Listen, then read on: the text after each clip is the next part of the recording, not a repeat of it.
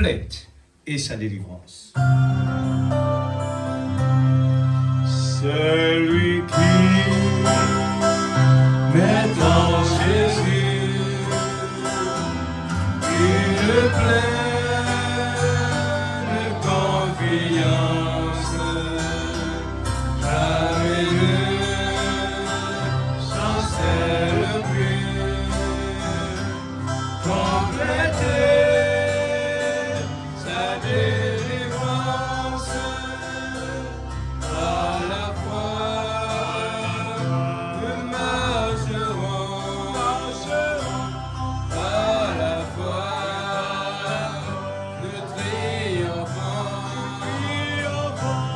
à la fois, mon Rédempteur me rendra plus que vainqueur.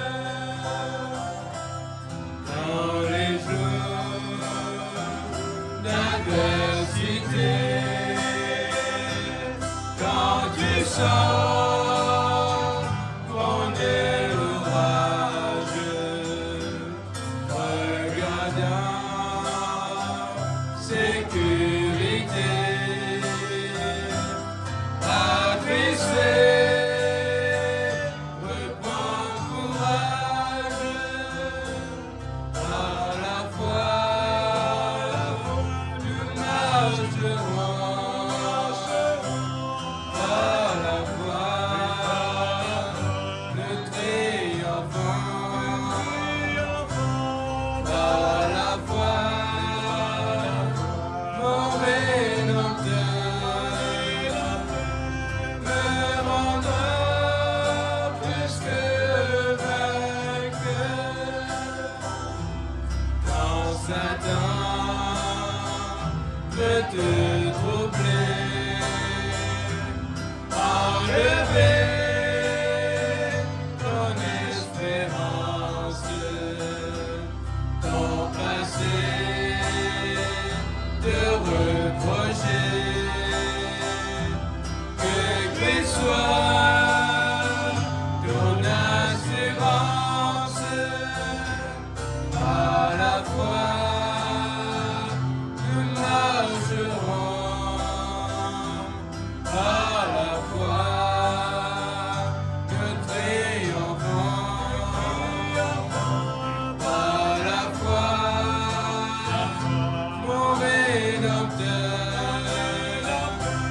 me rendra plus que vainqueur. À la fois, je marcherai en comptant sur ses promesses. Par les jeux, triompherai en tout temps de mes détresses. À la fois, nous marcherons, à la fois, nous triomphons, à la fois,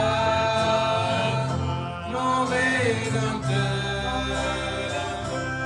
me rendra plus que vainqueur. Amen. Me rend plus que vainqueur. Nous allons passer à la parole maintenant. Merci Seigneur.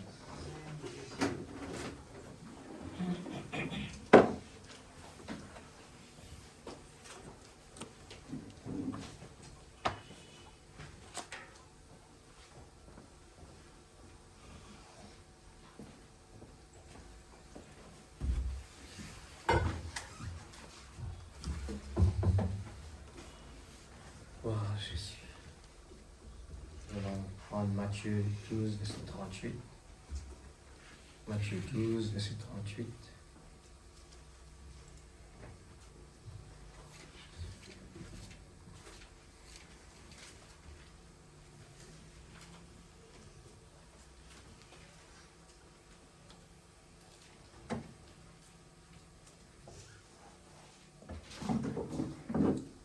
12, verset 38, je lis.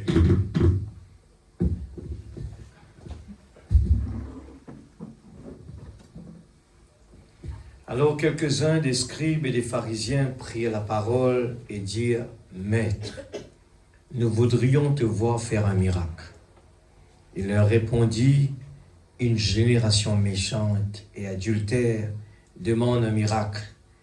Il ne lui sera donné d'autre miracle que celui du prophète Jonas.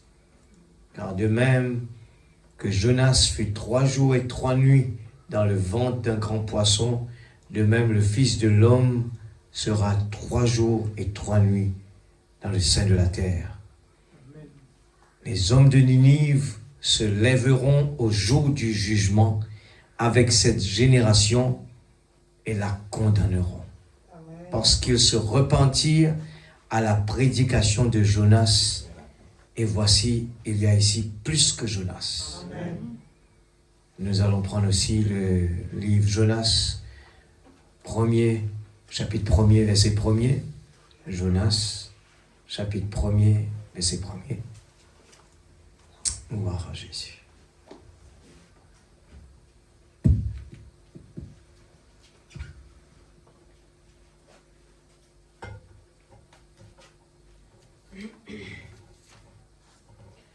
La parole de l'Éternel fut adressée à Jonas, fils d'Amittai. Lève-toi, va à Ninive, la grande ville, et crie contre elle, car sa méchanceté est montée jusqu'à moi. Jonas se leva pour s'enfuir à Tarsis, loin de la présence de l'Éternel. Jonas se leva pour s'enfuir à Tarsis, loin de la présence de l'Éternel. Il descendit à Jaffa, il trouva un bateau qui allait à Tarsis. Il paya le prix du transport et s'embarqua pour aller avec les passagers à Tarsis, loin de la présence de l'Éternel. Que Dieu puisse bénir sa parole. On peut s'asseoir maintenant.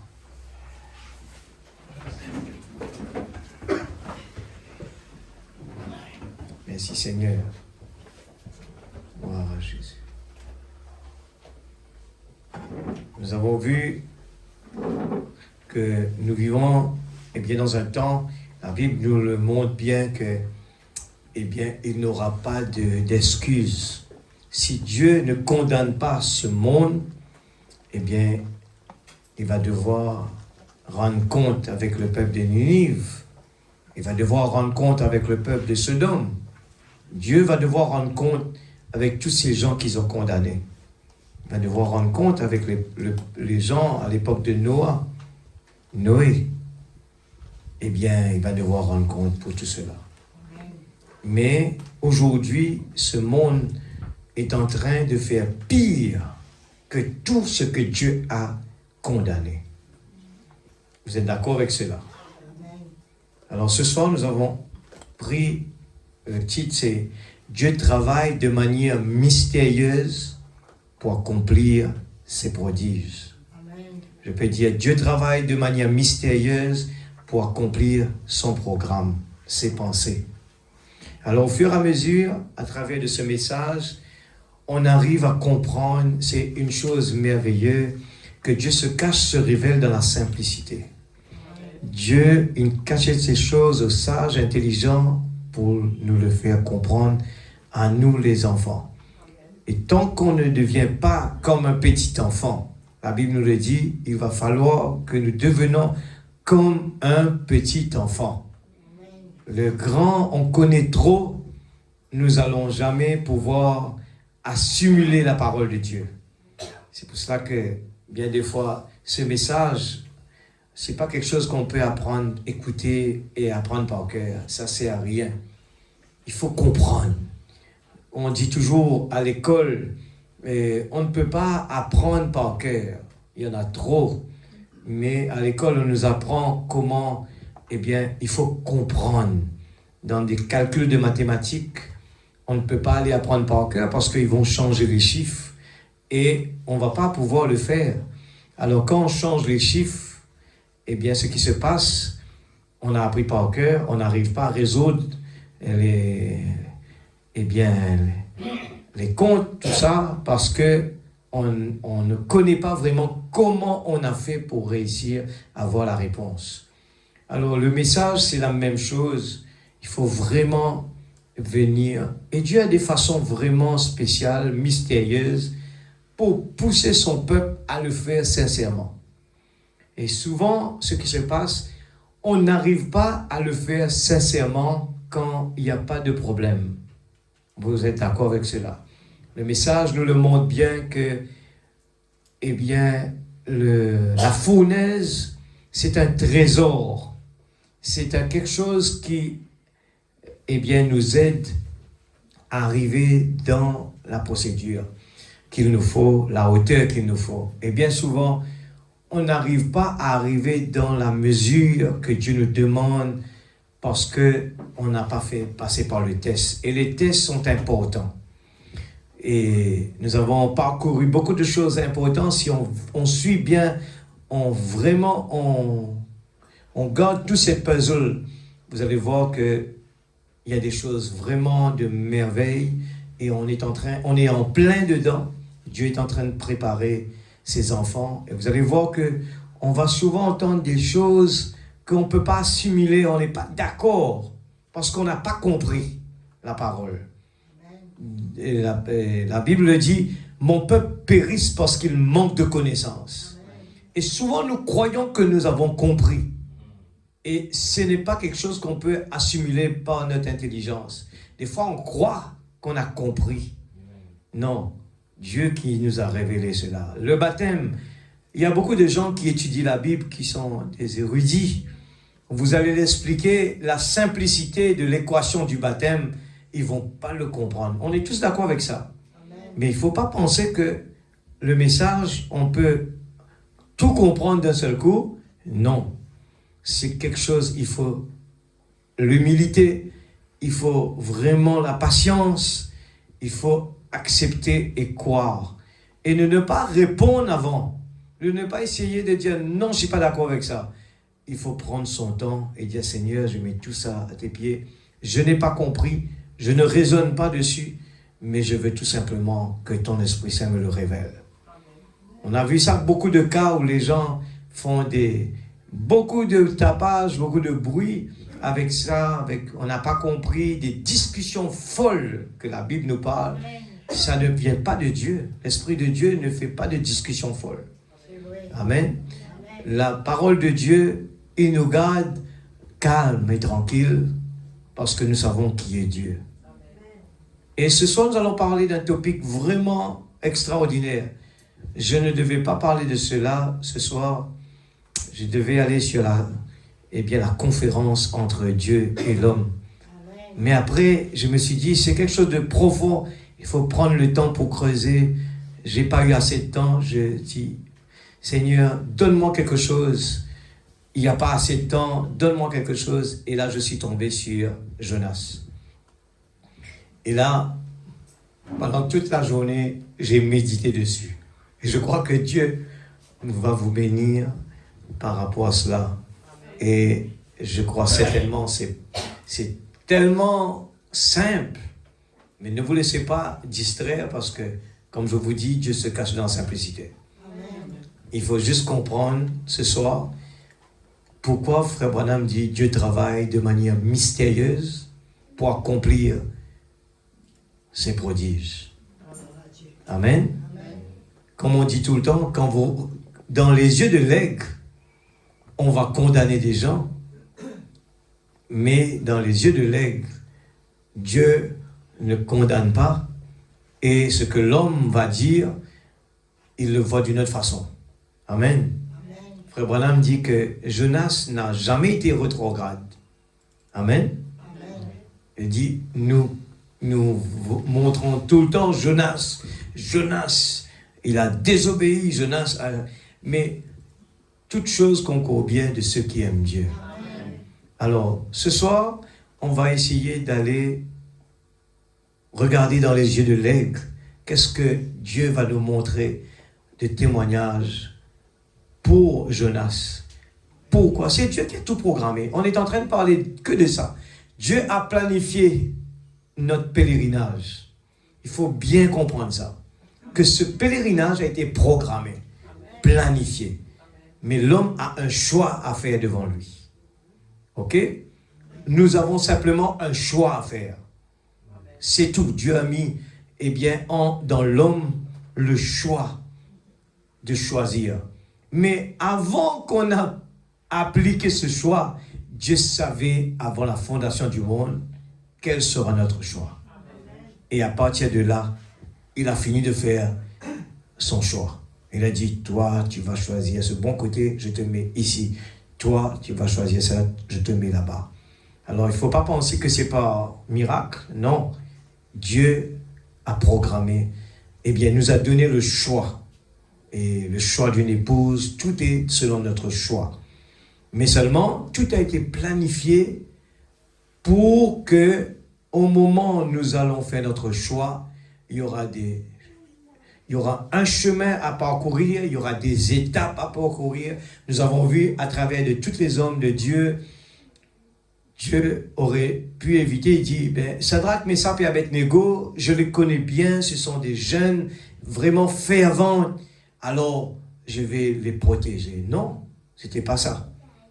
Il va démontrer, il va mettre en action, Dieu aime bien cela, il va mettre en action quelque chose pour permettre à Shadrach, Meshach et Abednego de démontrer ce qu'ils ont en eux. Et Dieu va venir pour démontrer maintenant ce qu'il lui a en lui comme rédempteur. Et c'est comme cela que Dieu permet des choses arriver dans la vie. C'est pour ça que l'homme, il est en train de juger mal ce qui se passe en Israël. Ils n'arrivent pas à regarder l'autre côté, mais de condamner tout simplement parce qu'eux, ils ne peuvent pas voir des enfants en train de mourir. Mais c'était tout le temps comme ça.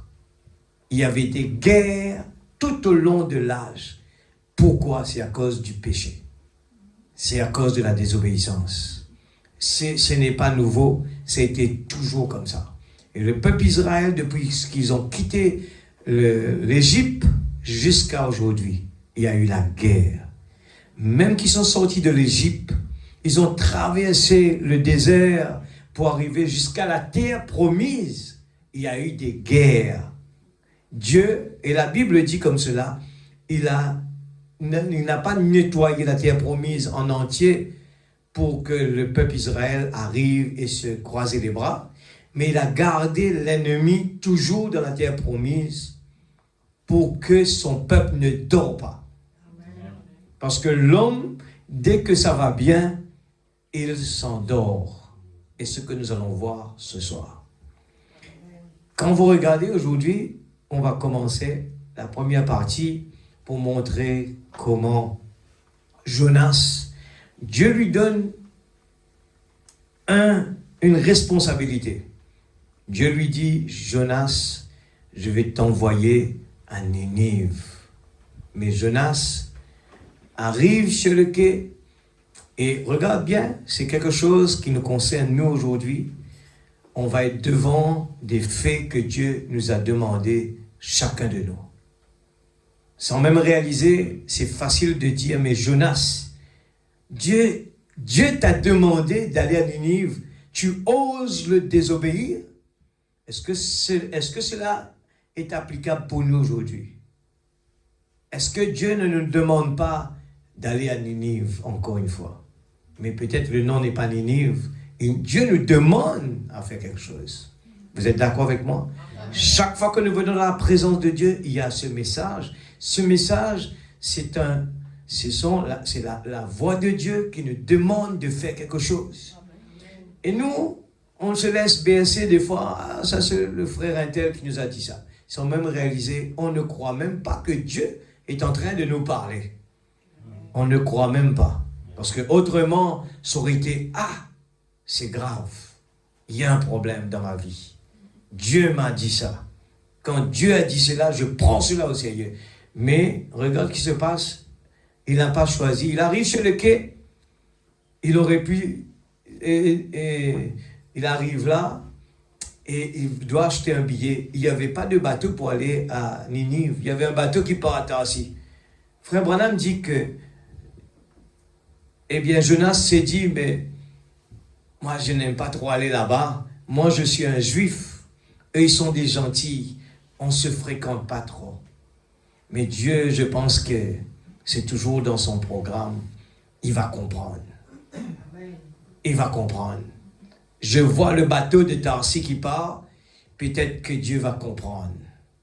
Et je vais acheter le billet. Il a acheté le billet. Dieu va comprendre. Dieu permet que des choses arrivent sur notre chemin. Il nous a demandé de le mettre dans la priorité des priorités. Dieu permet que sur notre route, quelque chose va nous donner des excuses pour ne pas mettre Dieu en premier. Dieu va le permettre. C'était le bateau de Tarsis qui nous attendait. Et il y avait le billet pour Tarsis. Mais Dieu regarde cela. Regarde qu'est-ce qui va se passer. Alors, Jonas commence le travail. La Bible dit, Jonas à aucun moment s'est tracassé de Ninive. Dieu se soucie de nous. Est-ce que nous, on se soucie de Dieu? N'oubliez pas, toutes les prédications, hein, c'est des enseignements et ça va nous aider à vraiment aller plus loin. Alors, Dieu se soucie de nous. Est-ce que nous, on se soucie de lui? Alors, quand il part, pendant le bateau, Jonas va dans l'intérieur du bateau. Qu'est-ce qu'il va faire? Qu'est-ce que Jonas a fait? Aller dormir. Est-ce que Jonas se tracassait de Dieu pour dire, mais est-ce que je ne désobéis pas là? Est-ce que je ne suis pas en dehors de sa volonté? Non, Dieu va comprendre. Dieu va comprendre. J'ai un problème. Je ne peux pas aller. J'ai un problème. Dieu va comprendre. On cherche à s'enfuir. Nous avons des responsabilités. Écoutez ça bien, l'Église. Dieu ne nous a pas envoyés sur cette terre pour rien d'autre chose. Vous le connaissez très bien. Dieu nous a envoyés pour être des vrais adorateurs qui adorent Dieu en esprit et en vérité. Dieu veut nous utiliser. Il a dit, allez dans le monde entier, prêche la bonne nouvelle. Aujourd'hui, les gens pensent que parce que je prêche la bonne nouvelle, j'ai un galon sur mon épaule et que je deviens grand. Mais ils oublient que Dieu a demandé à tout le monde de le faire. C'est quelque chose que Dieu nous a donné, eh bien, comme responsabilité. Ça ne nous fait pas de devenir plus grand, mais c'est une responsabilité. On ne peut pas s'enfuir de cela. Ce n'est pas pour faire plaisir à des gens. Ce n'est pas pour, eh bien, pour effacer quelque chose. Non, c'est notre devoir. On n'est pas ici-bas pour rien d'autre, l'Église. Amen. On est ici non pas pour nous faire plaisir à nous. Non. Dans la prière que Jésus a montré à ses disciples, non pas ma volonté, mais ta volonté, Seigneur. Vous êtes d'accord avec cela? Mais que ta volonté soit faite, Seigneur. C'est tout l'enseignement que nous a dit. Nous prenons la reine de Séba, paragraphe 9. Ça a été prêché le 13 mars 1958. Frère Branham lui dit, maintenant, arrêtons-nous un petit peu sur Jonas. Eh bien, Jonas avait reçu de Dieu la commission d'aller à Ninive. Eh bien, des fois, nous disons que ça, c'est pour les pasteurs. Mais nous avons des commissions. Il n'y a rien qui soit juste un hasard. N'oubliez pas, le titre, on est en train de parler de la façon que Dieu travaille est mystérieuse. Mais sans la révélation, ça va être une histoire. Il faut la révélation parce que chaque mot dans la Bible cache quelque chose de profond. Il y a des types. Et ces types se répètent et c'est applicable des années et des années. Qu'importe ce qui vous... Qu'importe tout au long de notre vie est accompagnée par des faits, par le programme de Dieu. Dieu envoie ses anges.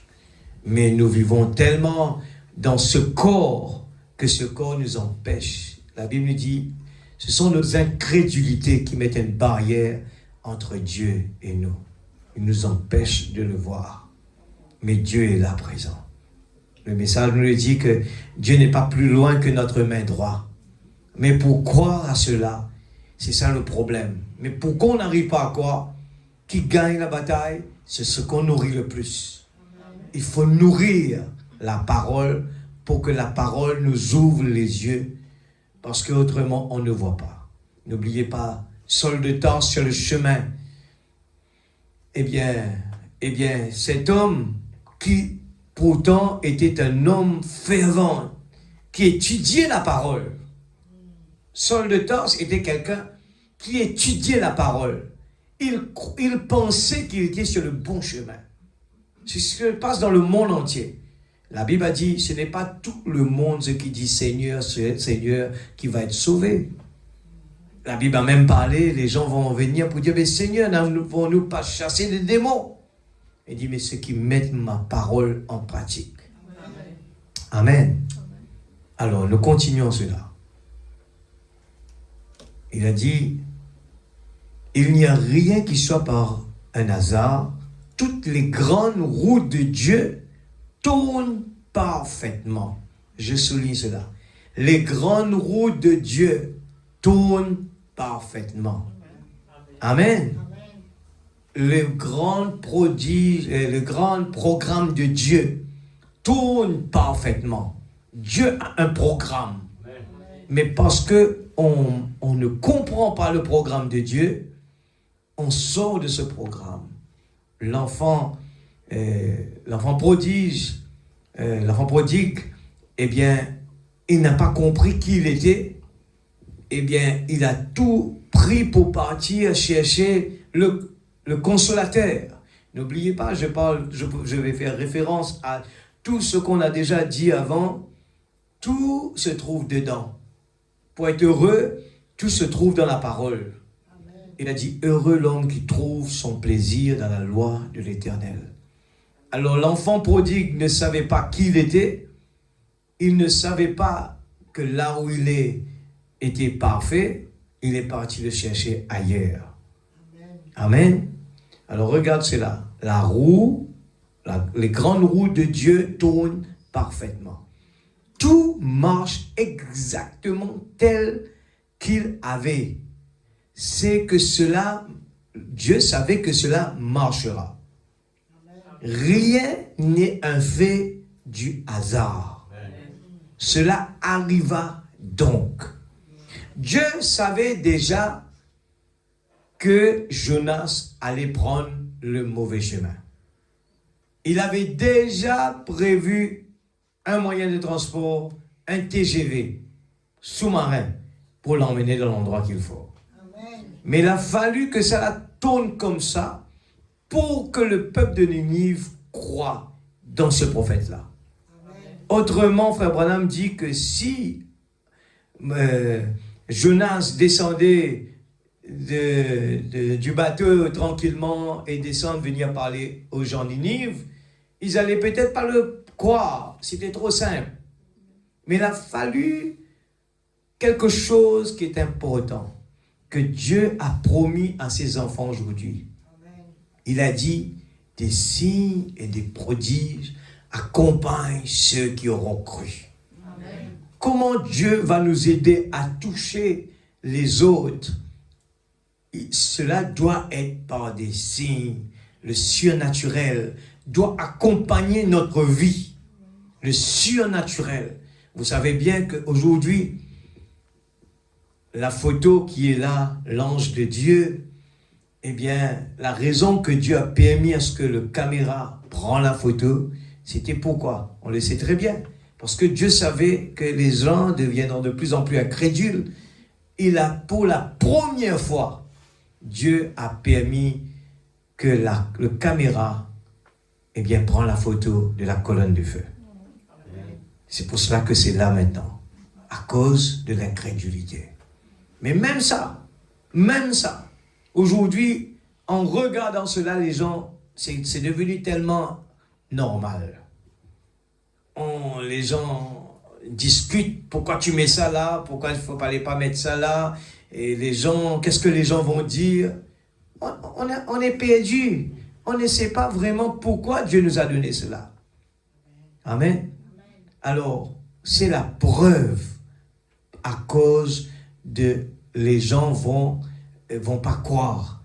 Alors, c'est comme Dieu a permis cela pour qu'à chaque fois que nous allons regarder, nous allons nous rappeler que, eh bien, la même colonne de feu qui était avec le peuple Israël là-bas, Dieu, eh bien, nous a permis de le voir avec nos yeux physiques. Amen. Alors, je continue. Ce n'est pas un hasard que cela arrive. Cela arriva donc. Dieu est omnipotent et omniscient. Il connaît toutes choses et il a tout pouvoir. Ce que Dieu pense, il peut le faire. Ainsi comme Jonas était en route vers Ninive ou plutôt vers Tarsis, je souligne cela, essayant de trouver un chemin plus facile. Essayant de trouver un chemin plus facile. On essaye de tous les jours chercher des chemins plus faciles. Sans même le savoir, on cherche des consolateurs en dehors du vrai consolateur. Oubliant que Dieu nous a donné le parfait et que rien d'autre ne doit pas le remplacer. On cherche des excuses, on place des excuses, on va à Tarsis et on va payer un prix pour ça. Et Dieu connaît d'avance ce qu'on va choisir. Pourquoi on ne peut pas faire ça? Pourquoi on ne peut pas faire des efforts? Pourquoi on ne peut pas prier? Pourquoi on ne peut pas mettre Dieu en premier? Dieu le savait déjà qu'on ne va pas le faire. Alors il va envoyer. Qu'est-ce qu'il va envoyer sur notre chemin? Il va envoyer le TGV. Venir nous chercher. C'est un papa. Et il sait comment faire les choses. Amen. Parce que normalement, le navire allait dans cette direction-là. Alors peut-être que le Seigneur l'envoyait vers cette ville à Tarsis plutôt qu'à Ninive. Il s'est dit, peut-être c'est par cette voie que Dieu agissait. C'est ce qu'on dit tous les jours. Peut-être que Dieu va nous comprendre. Peut-être. Il dit, Dieu n'agit pas toujours par le chemin facile. Amen. Et avec les choses qui sont là, qui sont à portée de votre main. Dieu n'agit pas avec les choses qui sont à portée de votre main. Des fois, vous devez combattre pour accomplir la volonté de Dieu. Comment voir accomplir la volonté de Dieu? Il faut combattre. Amen. Vous savez pourquoi dans la reine de Séba, il est en train de prêcher, il prend cet exemple, il prêche la reine de Séba. Frère Branham quelque part dit, la petite reine, elle a fait un chemin extraordinaire pour venir voir Salomon. Elle a fait un effort extraordinaire. Cette période-là, il n'y avait pas de voiture. Elle a traversé le désert. Elle a fait un chemin compliqué. C'est ce que je répète à chaque fois. Et je me pose moi-même la question. N'oubliez pas que tu as connu vraiment le temps où venir à l'église était difficile. Il n'y avait pas de transport. On savait qu'aller à l'église, le retour, la réunion était à 7h du soir à Béosuit. Retourner à Pont-Maturin, il n'y a pas de transport. On ne se posait pas de questions comment rentrer. Même les enfants devaient venir à l'église. C'était comme ça. Et je vous le rappelle, à cette époque, je le témoigne jusqu'à aujourd'hui. Dans toute innocence, mes parents ont fait des choses qui m'ont aidé aujourd'hui à prendre ce témoignage-là. Ne pensez pas que parce que votre enfant va aller composer un examen ou votre enfant devait aller à l'école le lendemain, vous trouvez une excuse à ne pas le faire venir dans la présence de Dieu que ça va l'aider. Ne faites pas ces bêtises-là. Mettez Dieu en premier. Je vous le dis, je l'ai vécu. Mes parents, je pense qu'innocemment, ils ne savaient pas, à cette époque-là, l'importance, il fallait aller à l'école, c'était dans les leçons.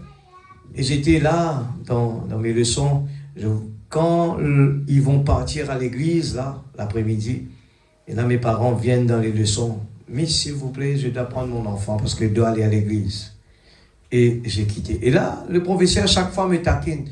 Ouais, ou quoi? Allez, juste quoi, allez prier, après, pourquoi on passe l'examen? Mais elle a répondu après. Elle a témoigné. Elle n'arrive pas à comprendre comment j'ai passé mon examen. J'ai dépassé tous les garçons, les gens qui étaient là dans les leçons, qui étaient plus intelligents que moi. Et moi-même, je ne pouvais pas répondre. J'ai passé mon examen. 20e sur toute l'île Rodrigue. Mais Dieu savait après pourquoi il fallait que je contourne, et parce qu'il y avait sa volonté. Je témoigne cela parce que je crois que mettre Dieu en premier dans notre vie va nous aider à réussir à l'église. N'essayez pas de vous compliquer les choses, parce qu'il y a d'autres problèmes qui nous attendent devant. En changeant le programme de Dieu, il fallait aller à Ninive. Frère Branham dit, Dieu prend soin de ses enfants. C'est lui. Il dit, regarde les oiseaux. Ils ne travaillent pas. Ils n'ont pas d'avenir à faire. Dieu prend soin d'eux. Il dit, combien plus forte raison notre Père Céleste. Amen. Il prend soin de nous. Et vous allez voir aujourd'hui, il n'y a pas de garantie qu'avec ce papier que vous aurez un travail. Si Dieu, ce n'est pas dans sa volonté. Mais si c'est dans la volonté de Dieu, Dieu vous donne le papier nécessaire. Il va vous donner un travail qu'il faut. Tout va être parfait. Alors ne pensez pas qu'avoir ce document-là, c'est ça qui va faire votre vie.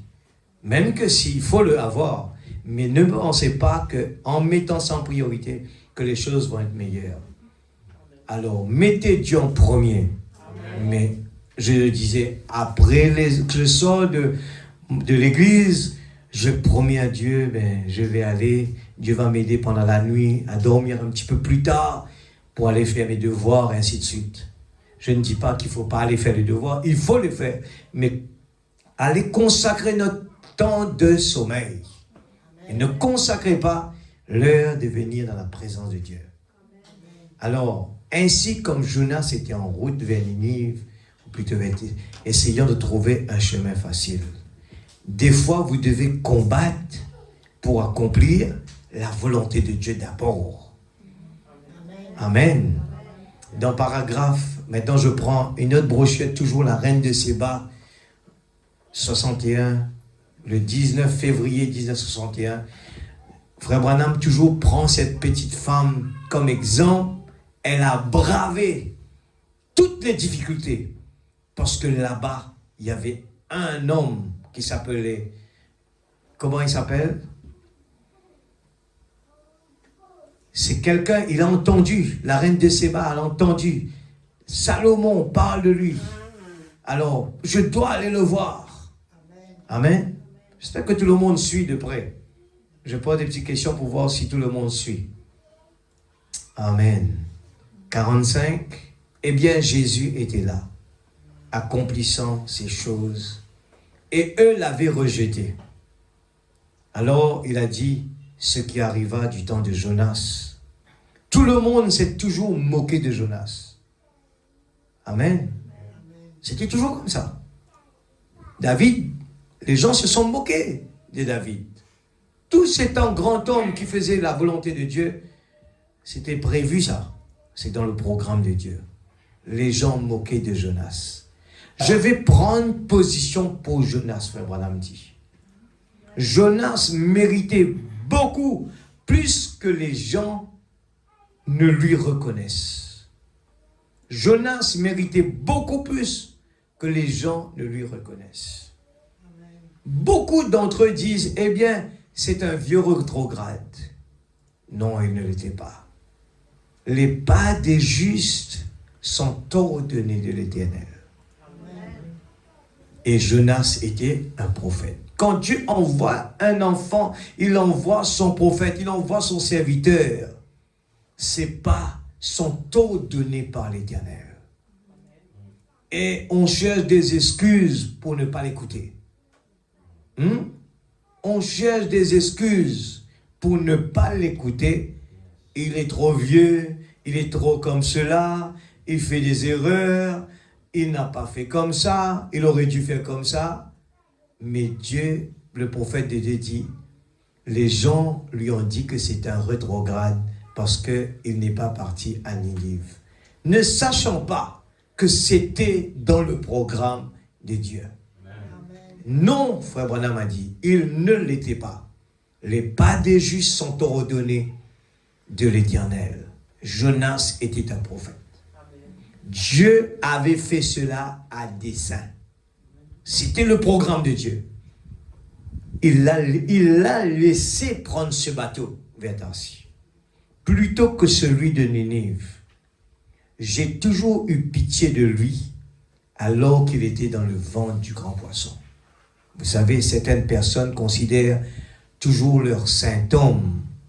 Ils disent, regardez ma main, on a prié pour moi, ça ne vaut pas mieux. Cela n'ira jamais mieux à cette allure-là.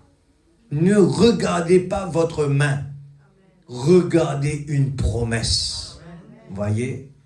Alors des fois on dit, on aurait dû faire comme ça, le pasteur aurait dû faire comme ça, il n'aurait pas dû faire comme ça. Les pas, je le répète, les pas des justes sont ordonnés de l'Éternel. Il faut respecter cela. Amen. Amen. Regardez l'exemple le plus pire que Dieu a donné, qui a placé dans la Bible. Il a pris l'exemple de David et Saül. Pourtant, Saül était un homme désobéissant. Il était en travers, il ne faisait pas ce que Dieu faisait. Mais regarde l'attitude de David envers Saül. Il a dit, ne le touche pas. C'est le oint de l'Éternel. Qu'importe ses bêtises, à aucun moment il a voulu le juger. Alors, je continue, paragraphe 31. Je prends une autre brochure. La reine du Midi. Troisième brochure. Frère Branham continue à parler de cela. Le 26e mois, 58. Je ne vais pas prendre tout. Je vais prendre une partie dedans. Paragraphe 31. C'est la reine de Séba. Frère Branham, regarde la troisième brochure que je lis maintenant. Frère Branham prend l'exemple. Il parle toujours de Jonas. Parce que cette petite reine, elle a bravé des difficultés pour arriver là. N'oubliez pas la prédication. Dieu se soucie de nous. Est-ce que nous, on se soucie de lui? Qu'est-ce qu'on fait le matin quand on se réveille? La première chose, on se soucie de nous-mêmes. On est fatigué, on doit se reposer. On se soucie de nous. On doit avoir à manger. On se soucie des enfants. On se soucie de tout. Mais aujourd'hui, il n'y a pas de réunion. On court. Mais faites attention, l'église. Faites attention. C'est un chemin dangereux. Dieu prend soin de nous. Il ne faut pas oublier ça. Ce n'est pas nos efforts qu'on va faire qui va changer les choses. Sachez bien que Dieu prend soin de nous. On se lève le matin. Dieu connaît déjà nos pensées. Dieu connaît nos besoins. Et on dit tous les jours que ta volonté soit faite. Dieu décide de me donner une voiture, grand comme ça. Merci Seigneur. Dieu ne me donne pas. Merci Seigneur. Dieu sait toutes choses. Dieu sait qu'est-ce qu'on a besoin. Dieu fait les choses merveilleuses en son temps. C'est ce que la Bible dit. En son temps, il fait les choses si merveilleuses. Troisième brochure, Frère Branham reprend toujours Jonas par rapport à la reine de Séba. 31. Observez cette baleine. Dieu fit quelque chose à la baleine. Il a transporté Jonas pendant 3 jours et 3 nuits jusqu'à Ninive. Suivez bien. J'espère que le message passe. Quel est le but, la pensée de Dieu? Dieu sait bien qu'en dernier temps, il a dit, la foi de beaucoup pourrait refroidir. Pourquoi? À cause, le temps est rétréci. Le temps, on a un problème avec le temps. Beaucoup des problèmes qui se passent dans ce monde est par raison avec le temps. Et c'est un enchaînement. Dès que vous avez un problème avec le temps ici, ça va occasionner des problèmes. Et cela crée la pression. Et Frère Branham prêche, laissez tomber la pression. Amen. Les gens sont sur la pression. Et on sait très bien qu'est-ce que la pression va vous donner après. Que des maux de tête. Que des maux de tête. C'est pour cela qu'il y a autant de problèmes dans ce monde. Alors, quelqu'un qui a la révélation de Dieu, il sait très bien qu'aller résoudre les problèmes de ce monde, c'est un perte de temps. C'est un perte de temps. N'allez pas changer les gens parce que la Bible a déjà prophétisé ce qui va se passer sur cette terre. C'est comme la Bible a dit, les gens vont dire la paix, mais une ruine soudaine qui arrive. Alors on ne peut pas espérer qu'il y aura la paix, alors que la Bible a dit autrement. C'est pour ça que le frère Nanda avait dit, si les gens lisaient bien leur Bible, en regardant la prophétie, ils allaient savoir dans quel domaine il fallait investir. Parce que la Bible avait dit qu'est-ce qui allait se passer dans les derniers temps. Alors il avait cité, et c'est exactement ça. Il a parlé, les gens allaient s'amuser, les gens vont s'amuser, construire, tout ça. À l'époque, il n'y avait même pas de béton. Il n'y avait pas de béton, il n'y avait pas autant de technologie. Et tout ce qui a été prédit est arrivé là aujourd'hui. Et pour ça, des fois, on manque de foi. Et tout ce qui a été prédit aujourd'hui, même le prophète a dit que les gens vont s'asseoir dans une voiture, il n'y avait pas de volant, et la voiture va être comme un œuf. À l'époque, en 65, cette voiture-là n'existait même pas encore. C'était pas même dans la pensée de qui que ce soit. Une voiture télécommandée. Frère Branham avait déjà prophétisé dessus. Et c'est là aujourd'hui. Une voiture, on peut s'asseoir derrière et on lui dit de nous emmener tel endroit, il va vous emmener. Vous n'avez pas besoin de chauffeur, il n'y a pas de volant. Tout peut se faire comme ça. Il y a des taxis qui commencent déjà dans des pays sans chauffeur. Alors, tout est en train d'aller très vite. Très vite. Amen. Alors, observez cette baleine. Dieu fit quelque chose à la baleine. Il a transporté Jonas pendant 3 jours et 3 nuits jusqu'à Ninive. On a lu dans Matthieu qu'est-ce que 3 jours et 3 nuits veut dire. Et les gens posaient la question, nous voulons voir un miracle. Et vous avez vu ce que Jésus a répondu. Eh bien, il n'y aura pas plus grand de miracle que Jonas. Parce que Jonas a traversé la même chose, c'est la résurrection, 3 jours, et bien 3 nuits dans le ventre des baleines. Alors, regarde, si on suit bien la parole de Dieu, nous allons savoir dans le matériel où il faut investir, nous allons connaître dans le spirituel qu'est-ce qu'il faut faire pour être heureux. Les gens veulent être consolés, Dieu nous a donné le consolateur. Les gens ont besoin d'être heureux, Dieu nous a donné tout ce qu'il faut faire pour être heureux. Mais n'oubliez pas que l'enfant prodigue le savait, il était déjà chez son père, il avait tout ce qu'il fallait, mais par manque de connaissances, par l'aveuglement, l'enfant est parti vers sa ruine. Alors, la même chose, le type est là devant nous. Chacun de nous, on est en train, les serviteurs de Dieu est en train de crier la parole. Vous voulez être heureux? La parole, Dieu, notre Père Céleste, nous a donné la possibilité d'être heureux. Ce sont notre incrédulité qui met une barrière, qui empêche. La Bible dit, Jésus est à la porte, il frappe. Ceux qui ouvrent, il entrera chez nous. Amen. Alors, il ne faut pas penser parce qu'on croit en Jésus, alors Jésus est dans mon cœur. Non. Il faut lui donner la première place. Il faut lui donner la première place.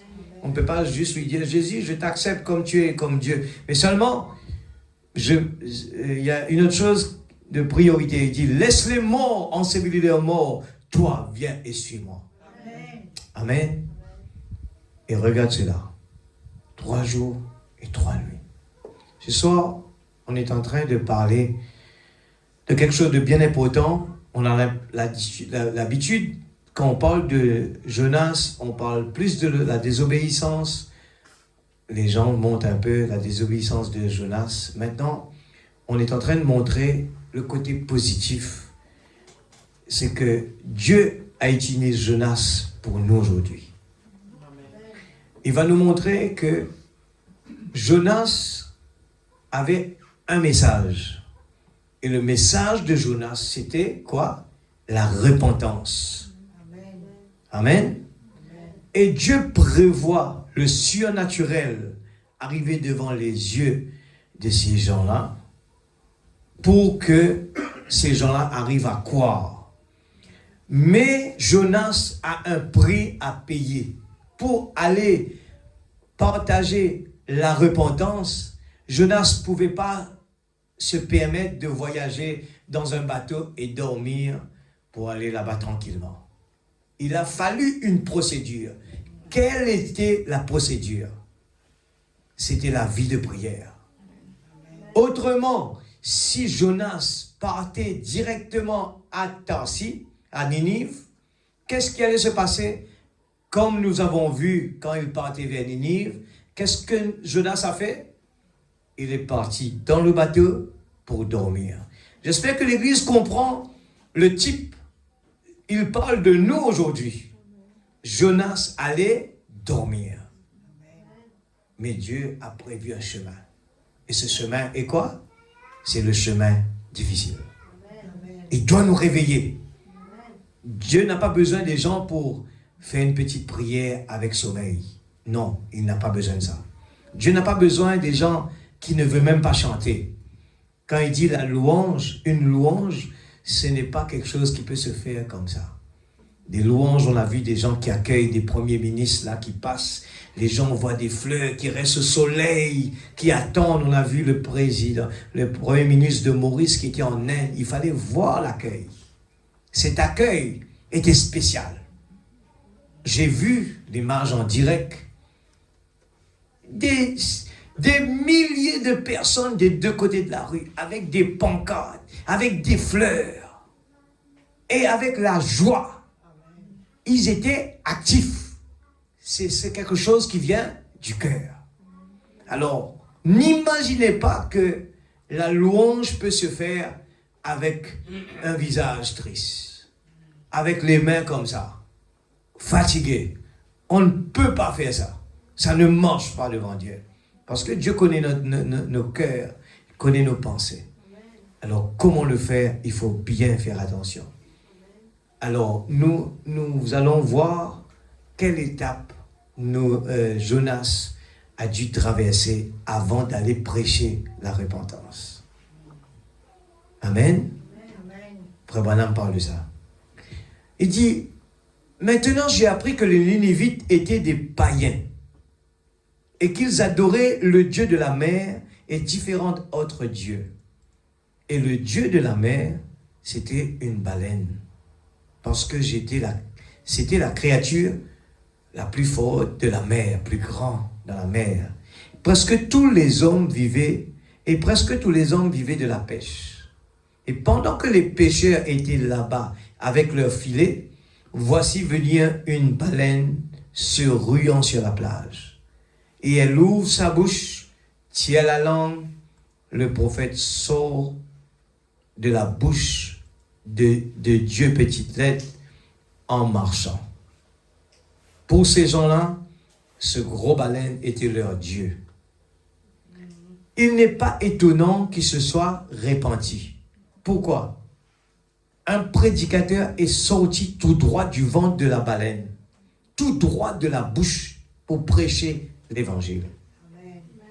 Si leur Dieu a porté le prophète, certainement qu'ils devaient écouter celui-ci. Voilà le mot. Dieu travaille de manière mystérieuse pour accomplir ses prodiges, ses desseins. Ce n'était pas un hasard. Je souligne cela. Dieu avait préparé tout cela. Il savait exactement ce qui allait se passer. Alors, toutes les étapes de notre vie est programmée avant notre naissance. Mais quand nous faisons confiance à Dieu, eh bien, les choses vont être différentes. Réalisez bien quelque chose. Shadrach, Meshach et Abed-Nego, ce sont des jeunes enfants, des jeunes hommes. Ils savaient bien que la fournaise allait les tuer. Ils avaient le choix de retourner en arrière. Ils savaient bien que la fournaise allait les tuer. Ah, il ne faut pas penser que, c'est ce que le prophète explique, les 3 compagnons de Daniel, ils ne sont pas partis là-bas parce qu'ils étaient sûrs que Dieu allait les sauver de la mort. Non. Ils sont partis là-bas parce qu'ils avaient foi en Dieu. Et ils n'avaient pas d'inquiétude. Dans leur tête, ils savaient que leur Rédempteur est vivant. Ce n'est pas de cette mort-là qu'ils ont peur. Ils veulent appliquer l'obéissance. Ils ont confiance dans leur Dieu. Et ils attendent la promesse de Dieu. Comprenez bien cela. Ce n'est pas la mort physique. Ils étaient au-delà de la mort physique. Tous ces hommes de foi, ils ont en eux la promesse de Dieu. Levez votre tête parce que votre délivrance approche. Délivrance, quelle délivrance? Est-ce que c'est quelle délivrance il parle? Il parle de la délivrance de ce corps-là. Délivrance de ce corps-là. Les gens sont attachés avec cela. Mais Frère Branham parle, il dit c'est un endroit pestiféré qui n'a pas de valeur. Il l'estime à il nous dit nos vêtements qui sont sur nous a plus de valeur que ce corps-là. Mais ce qui a de la valeur, c'est notre âme qui est à l'intérieur. C'est là que je mets l'emphase. C'est pour cela, si on a la révélation de Dieu en nous, nous n'allons pas sous-estimer de nourrir cette âme-là. Nos priorités doivent se tourner vers la nourriture pour notre âme, l'Église. Il est éternel. Amen. C'est créé à l'image de Dieu. Ce corps, il doit retourner dans le potasse qu'il a été fait avec la terre. Le potasse, le pétrole, il doit retourner à toutes ces choses-là. C'est un manque de connaissances qui font que les gens agissent. Ils ont peur. Ils ont peur. Nous ne devons pas avoir peur. Les Shadrach, Meshach et Abed-Nego n'avaient pas peur de la mort. Ils se disaient, la mort m'est un gain. Amen. La mort m'est un gain. Et le diable, il sait très bien, les gens qui ont peur de la mort, il va venir nous taquiner. Mais quand les serviteurs de Daniel avaient démontré, nous n'avons pas peur de la fournaise. Amen. Tu vas tuer ce corps, mais tu ne peux pas tuer ce qui est à l'intérieur. Amen. Regardez les apôtres, les disciples.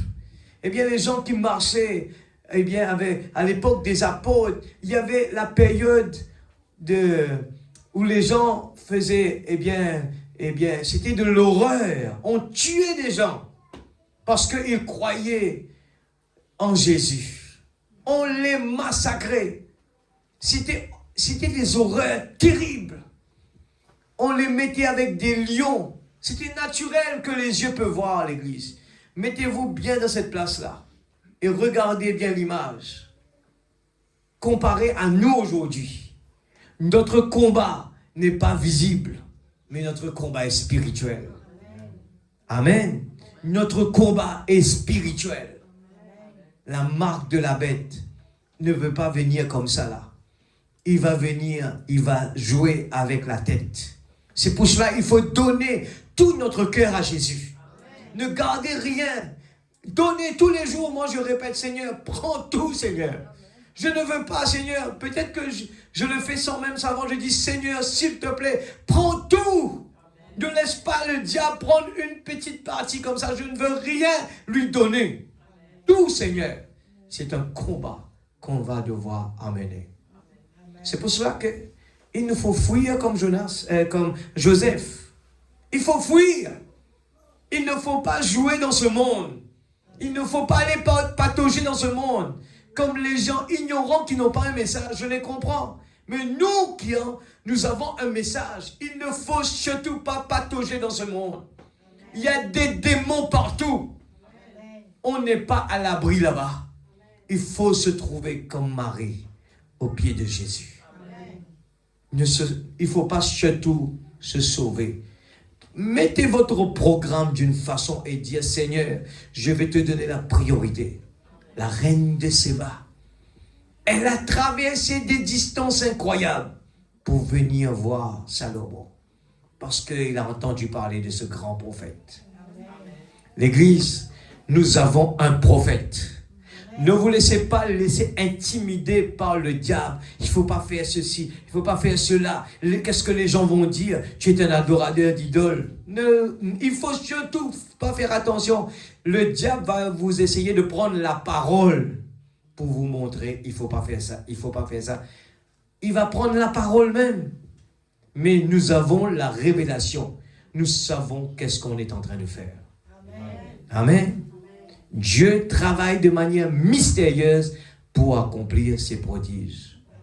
Amen. Les gens ont vu leur Dieu venir rapidement sur le rivage. Regarde ça. Regarde comment Dieu accompagne par le surnaturel. Alors les gens ont peur aujourd'hui de leur... Je veux montrer les gens, regarde le surnaturel. Il ne faut surtout pas avoir honte, ni avoir peur. Les gens vont vous dire parce que vous adorez un idole. Vous savez que vous n'adorez pas d'idole. Mais je n'ai pas honte de l'afficher. Parce que c'est le moyen, chaque fois que les gens viennent chez moi, ils me posent des questions et je les profite de l'occasion pour les expliquer. S'il n'y avait pas ça, les gens n'allaient pas me poser la question. Mais parce qu'il y a ça chez moi, les gens veulent savoir, c'est quoi cette photo-là? Alors je commence à partager. Je commence à partager.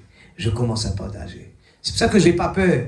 Je mets sur mon dos, je marche dans la pomme-mature. Il n'y a plus de temps. Je veux que les gens viennent me poser des questions. Pourquoi? Qu'est-ce que ça veut dire? Il n'y a plus de temps. Je dis, c'est bien d'aimer, de faire parler de ce Jésus-là. Il n'y a plus de temps. Amen. Moi, je veux que les gens viennent me poser la question. Pourquoi vous mettez ça? Il n'y a plus de temps. Qu'est-ce que vous voulez dire par là? Apocalypse 10. Amen. Moi, j'aime que les gens me posent des questions sur ces messages. Je peux quitter mon travail et s'asseoir là, je l'ai fait. Et s'asseoir, je dis ça pour cela. Je peux donner tout mon temps, même le travail est retardé, ce n'est pas grave. Parle-moi de ce Jésus-là. Amen. Il n'y a plus de temps. Et quand il n'y a plus de temps, il nous faut être prêts, l'Église. Il nous faut préparer. Il ne faut pas avoir la même surprise que les 5 vierges folles qui ont eu surprise. Ah, je croyais que ça allait prendre plus de temps. Ah, il faut faire attention. L'Église, le prophète nous dit ça, il faut être prêt pour partir ce soir. Il ne faut pas le renvoyer pour l'année prochaine. On fait beaucoup de programmes pour l'année prochaine. On va voyager, on va faire notre maison, on va acheter une voiture. Mais combien qui se soucient de Dieu à un tel point de dire, je vais faire ça pour Dieu. Je vais faire ça pour Dieu. Je vais changer. Je ne veux pas rentrer dans des routines dans la vie parce que c'est comme une loi. Je lis la Bible parce que c'est une loi pour aller au ciel. Non, c'est parce que je l'aime. Je dois faire que le message devienne quelque chose. Je dis, Seigneur, j'ai pas assez d'amour pour toi. Alors c'est ça mon combat. Je veux vraiment apprendre à t'aimer. Apprends-moi, Seigneur. Je veux vraiment t'aimer à un point. Quand vous voyez des gens consacrés qui donnent leur temps, dites, Seigneur, je veux être comme ça, Seigneur. Je veux pouvoir me débarrasser de tout, Seigneur. Et Dieu attend de vous que vous allez dire, Seigneur, j'ai pris la décision de couper le temps pour envoyer chez toi. Seigneur, j'ai pris la décision, d'habitude, j'ai 5 jours pour travailler, full day. Seigneur, je vais faire des efforts, je vais réduire. Allez comme ça, vous allez voir, Dieu va vous aider.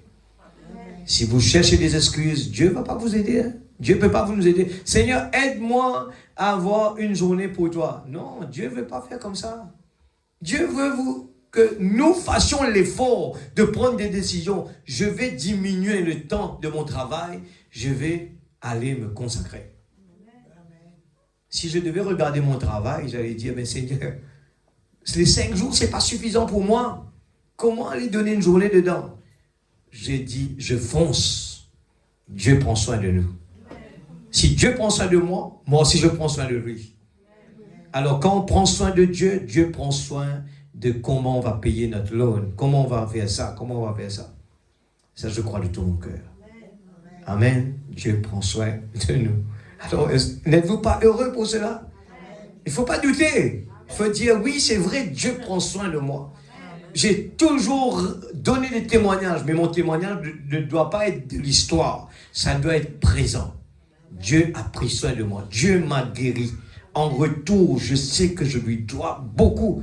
Et je vais faire encore plus, encore plus. Amen. Alléluia.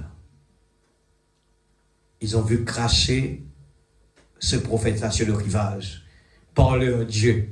Alors ils ont dit, certainement, ça doit être, eh bien, ce qu'il va nous dire là, on doit exécuter à la lettre tout ce qu'il va nous dire. Il dit, c'est parce qu'il est venu tout droit de ce qu'il pensait être Dieu, leur Dieu, la baleine, le Dieu de la mer. Maintenant, je pose la question à nous aujourd'hui. Combien ce soir est d'accord que ce message est la voix de Dieu? Amen. Vous êtes sûr? Amen. Et est-ce que, si c'est la voix de Dieu, est-ce que nous allons faire autrement ce que le peuple Ninive a fait? Je pose la même question encore. Vous êtes d'accord que vous croyez que c'est la voix de Dieu? Que la Bible, c'est la voix de Dieu? Et que ce message est la voix de Dieu? Vous êtes d'accord avec ça? Est-ce que si Dieu nous demande n'importe quoi, on va trouver des excuses? Ou bien on va l'appliquer tel qu'il est? Alors,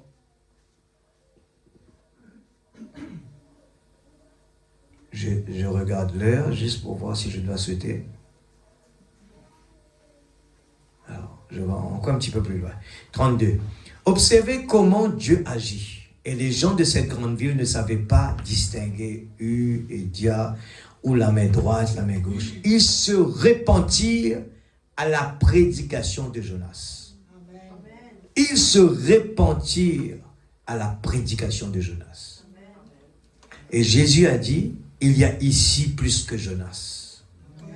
Un peuple ignorant et sans instruction s'est repenti à la prédication de Jonas. Et Jésus a dit, il y a ici plus que Jonas. Mais il a dit, de même que Jonas fut 3 jours et 3 nuits dans le ventre d'un grand poisson, de même le Fils de l'homme sera 3 jours et 3 nuits dans le sein de la terre. Amen. Rappelez-vous, ils lui ont simplement posé la question. Après tous les miracles qu'il avait faits, après avoir prophétisé, voilà une autre bonne pensée. Remarquez ce qu'il a fait. Il a dit, regarde quand le prophète parle, il ne dit jamais des choses sur lui. Mais il faut vraiment entre les lignes comprendre que le type, il veut dire pour nous aujourd'hui. Remarquez ce qu'il a fait. Il a dit, une génération méchante ou mauvaise et adultère demande des miracles. Et il ne lui sera donné qu'un seul miracle. Et c'est celui de Jonas qui fut dans le ventre du grand poisson.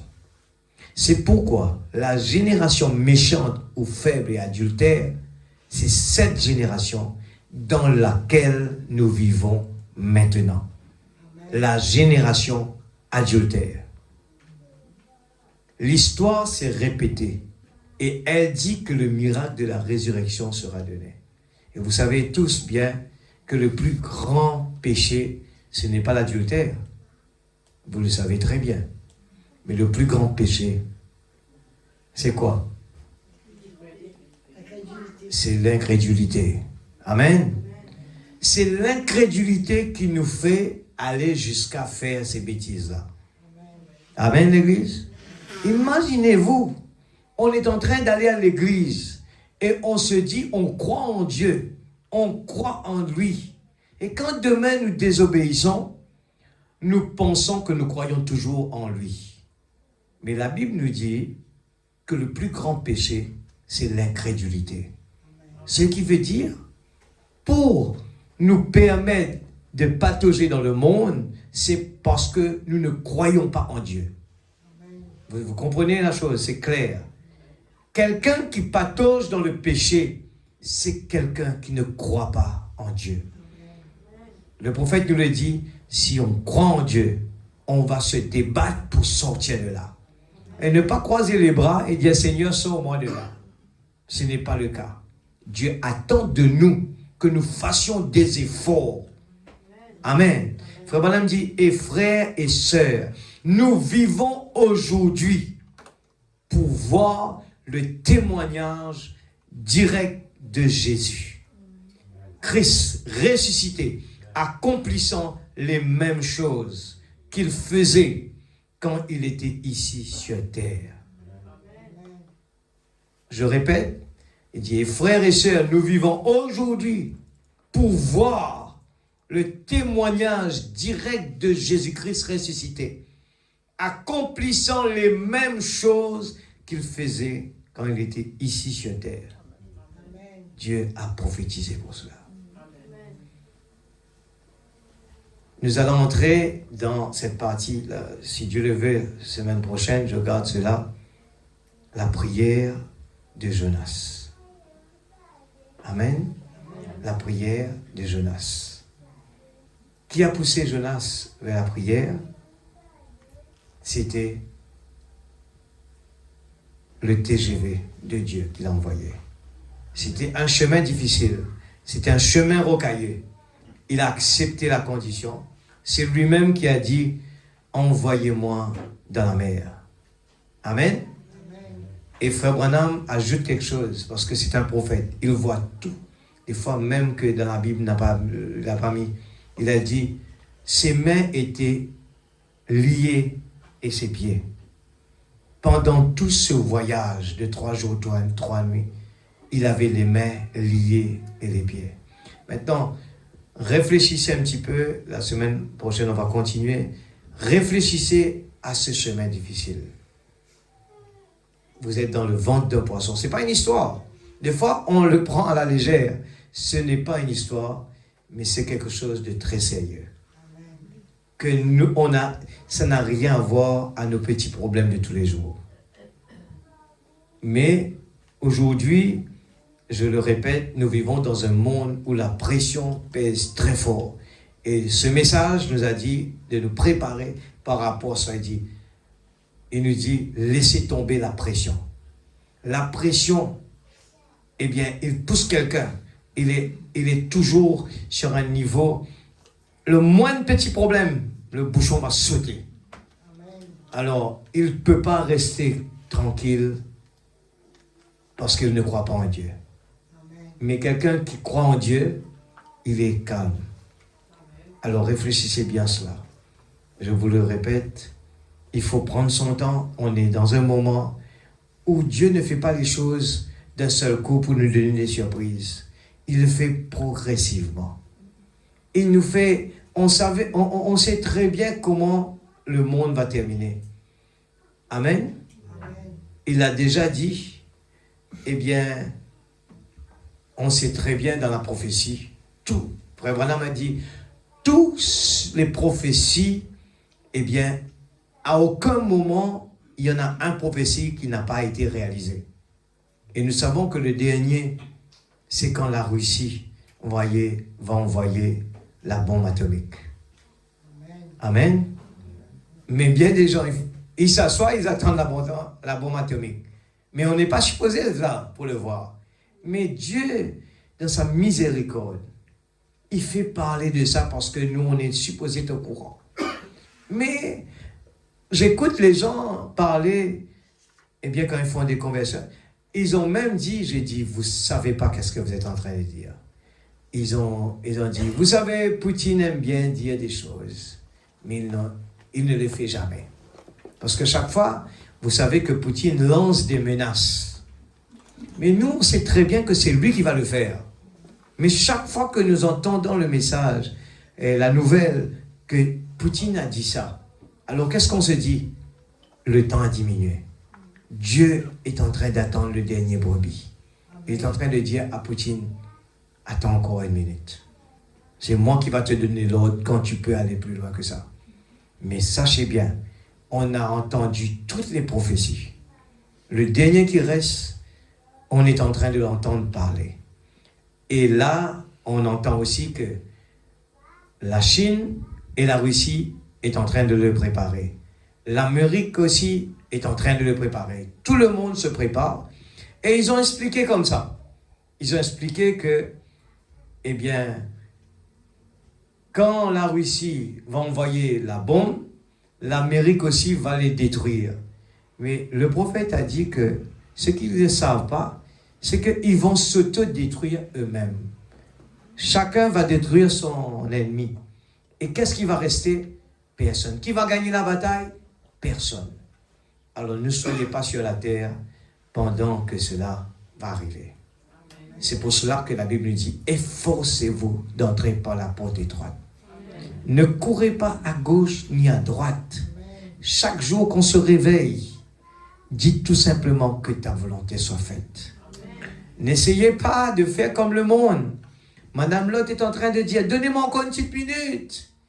L'ange est en train de le tirer par la main, sortez du milieu d'elle, mon peuple. Madame Lot est en train de représenter l'Église. Donnez-moi encore un petit moment de temps, j'ai un travail à terminer là. Donnez-moi encore un petit moment, il y a ça. Mais Madame Lot, tu ne comprends pas que tout va être détruit.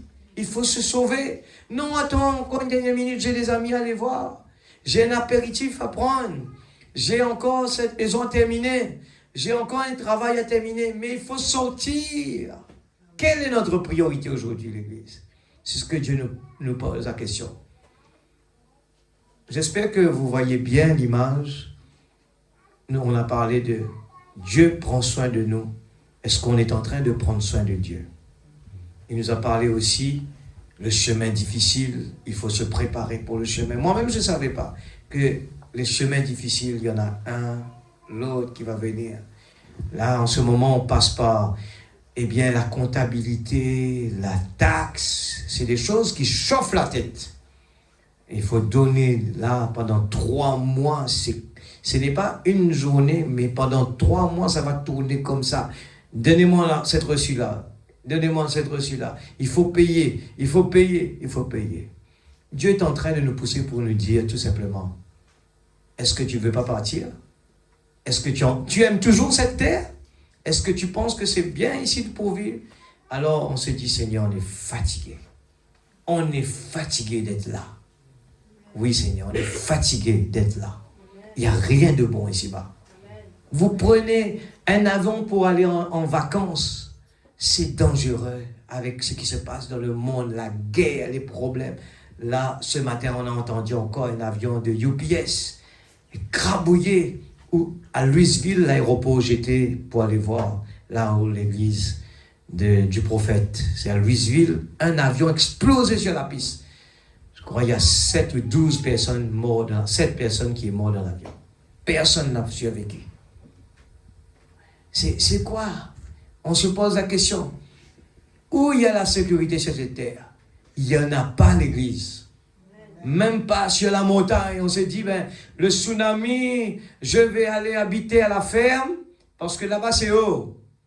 Il n'y en a pas de refuge sur cette terre. Il y a la maladie qui vous attend en grande montagne. Il y a des problèmes, il y a le cyclone qui est sur la montagne. Il n'y en a pas de sécurité sur cette terre. La Bible, le prophète a prophétisé. Il y en a des gens qui vont construire des maisons en fer sous la terre. Il a dit même là-bas, la bombe atomique va aller. Sous la terre. Allez au plus profond que vous voulez. Il dit, la bombe atomique va venir vous joindre là-bas. Vous savez, déjà, on a vu cette expérience. Il y avait quelqu'un en Iran, je crois, qui, quelque part là-bas, qui était caché dans une maison blindée. Et Israël a envoyé sa bombe aller le tuer au bas, là-bas, sous la terre. Et là, les gens veulent aller sur la lune. Et on connaît ce chant. Où iras-tu? Où iras-tu? Laissez-moi vous dire, dans ce corps, il n'y aura pas de sécurité.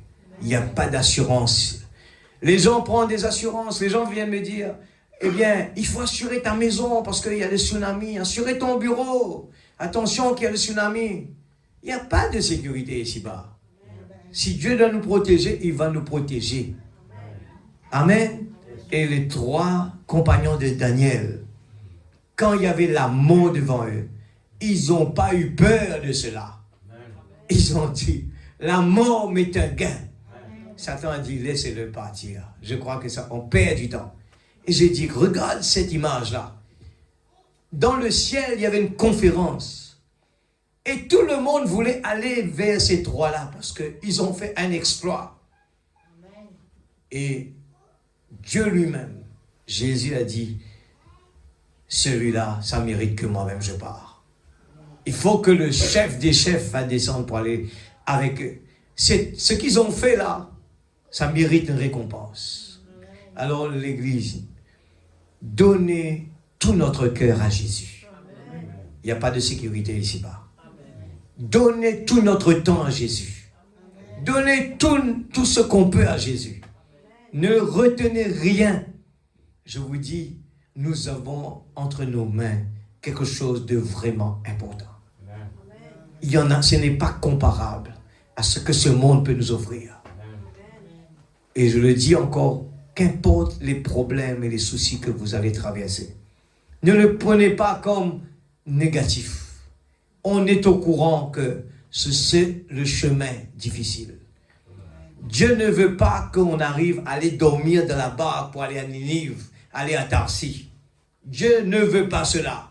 Il va soulever la tempête pour que Jonas sorte de ce bateau-là. Amen. Regardez le type, c'est pour nous ça aujourd'hui. À aucun moment, on est en train, là on a réussi. Arrive un moment, on dit, je vois que tu travailles tellement dans la journée que la nuit tu es fatigué, tu dois dormir. Alors je veux que tu me donnes un peu de temps. Comment il va faire ça l'Église? Il va devoir secouer la barque. Et dès ce moment, vous allez voir que là, vous allez laisser votre travail de côté. Parce qu'il y a une urgence là. Amen, Église. Je dis, quand il y a un problème, on peut voir la prière changer de tonalité. J'ai vu ma maman prier pour mon papa. Elle a démarré en premier. J'ai dit, waouh. Je le répète à chaque fois, je le raconte.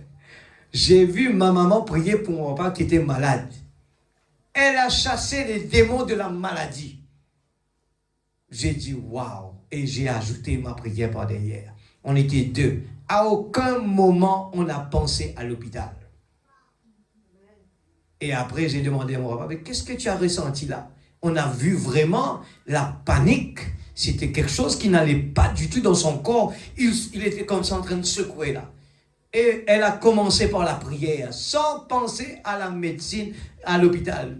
Elle a compris, c'était trop tard pour penser à ça. Elle a prié, je vous dis, il fallait voir cette petite dame prier. Elle a prié, je lui pose la question, pourquoi tu ne pries pas comme ça, comme tu as l'habitude de prier à la maison? Elle a prié, pourquoi il y avait un danger. Dieu va placer des dangers au cours de notre route pour qu'on prie différemment l'Église. Il ne faut pas prier à la légère. C'est un combat contre l'ennemi. C'est un combat contre le diable. Alors n'allez pas jouer avec lui. C'est dangereux d'aller sur un terrain de bataille comme ça. Il faut être sûr de vous. Sûr de Dieu, l'Église. Il ne faut pas. Dieu va nous entraîner. Écoutez-moi bien. Dieu va nous entraîner pour qu'on arrive à être un petit David qui va se tenir, même que l'Église est en train de dire des choses contre nous, il va nous dire comment on peut laisser un incirconcis et venir dire des bêtises sur notre Dieu, sur le peuple de Dieu. La même chose se répète aujourd'hui, l'Église. Quand il y a des problèmes à l'Église, eh bien, David doit dire comment on peut laisser les démons venir nuire, eh bien, l'atmosphère. Comment on peut laisser l'atmosphère lourde comme ça? Comment on peut laisser la maladie nous incliner? Il faut se mettre debout et avoir confiance. Dites à cette montagne, parle, amen. Il faut parler à cette montagne. Regarde tous ces brochures, l'Église. Ces brochures qui dorment dans l'armoire. Alors que quand il y a un problème, on panique. Parce que ces brochures, on ne le lit pas comme il faut. Il ne faut pas le lire comme une histoire. Je l'ai lu, je le connais par cœur. Non, il faut le mettre en pratique. Dieu ne va pas laisser que ces messages restent dans notre tête. Il a dit que des signes et des prodiges accompagnent pas les gens qui ont peur, les gens qui ont cru. Amen. Ce message est pour moi d'abord. Je suis aussi dans le corps humain. Dans un corps humain. Et quand ce message part, moi aussi, quand je m'arrive dans des situations où il y a la panique qui arrive, je dis, n'oubliez pas, tu l'as dit à la chair, Dieu te donne l'opportunité de le pratiquer maintenant. Et vous vous rappelez, avant que tous ces problèmes arrivent, 3 semaines de cela, j'ai prêché le chemin difficile. Alors, il faut assumer. Le pasteur a toujours dit que chaque fois qu'il vient prêcher quelque chose là, les dimanches, on se voit à l'hôpital Crève-Cœur après. Moi, j'ai passé par là, moi aussi. Quand j'ai vu la façon qu'on le traitait là-bas, j'ai dit, Seigneur, je ne veux pas passer par là un jour. Mais j'ai passé par là aussi. Quand ces aiguilles viennent devant nous, ces problèmes arrivent, il n'y a que Dieu qui peut nous aider, l'Église. Laissez-moi vous dire, nos problèmes sont ridicules. La semaine prochaine, si Dieu voulant, on va parler le parcours, ce que Frère Branham dit, le parcours de Jonas dans le ventre du poisson. Vous savez que Jonas a jeûné et prié 3 jours et 3 nuits. Alors, qu'en est-il de nous? Est-ce que nous allons continuer à venir à l'église avec des prières un peu comme le pasteur s'arrête, on s'arrête nous aussi? Ou bien on va commencer à dire, Seigneur, tu me donnes l'opportunité dans ta présence là, d'avoir des frères et des sœurs pour prier ensemble avec moi. Je me sens plus fort, je vais profiter pour prier. Et j'ai un challenge, je dis, Seigneur, ces jeunes qui ne prient pas à l'église là, j'ai un challenge. Tant que ces gens ne prient pas et ne couvrent pas les prières des anciens, je ne vais pas baisser les bras. Je n'accepte pas cela. Vous êtes jeunes, vous avez de l'énergie. Je veux entendre ces jeunes-là louer Dieu. Je le répète, on peut utiliser nos mains pour venir jouer de la musique. Dieu nous utilise pour taper des mains. Mais le plus important, c'est qu'on ait des participants. Emmenez notre flambeau, la prière. Ce n'est pas juste pour faire joli ça. Je viens là pas pour faire joli. Dieu connaît mon cœur. Je ne viens pas là parce que j'aime bien venir à la chair pour prêcher, pour vous prêcher. Je sais que la responsabilité pour venir là, c'est que je dois être prêt pour faire le test moi-même d'abord. C'est plus dur. Alors même juger 2 fois plus dur quand nous on accepte ces conditions-là. Ce n'est pas un terrain de jeu. C'est sérieux. Alors, on est là pour crier, Faites attention, restez en ligne. Faites attention, restez en ligne.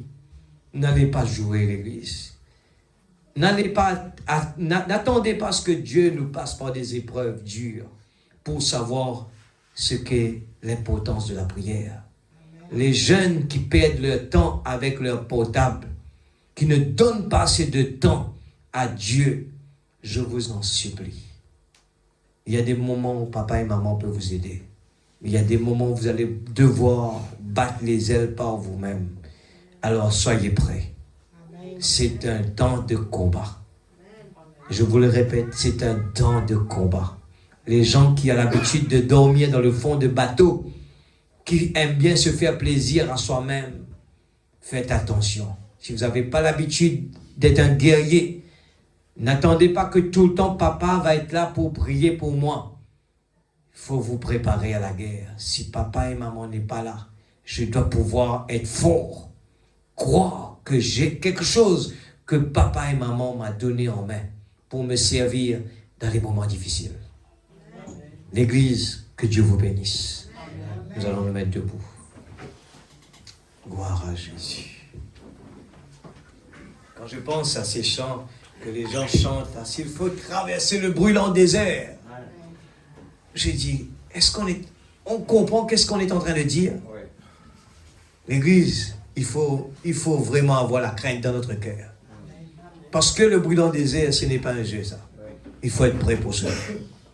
Quand la maladie va venir, les étapes difficiles, problèmes finances, problèmes par ici, il faut être prêt pour prendre des décisions.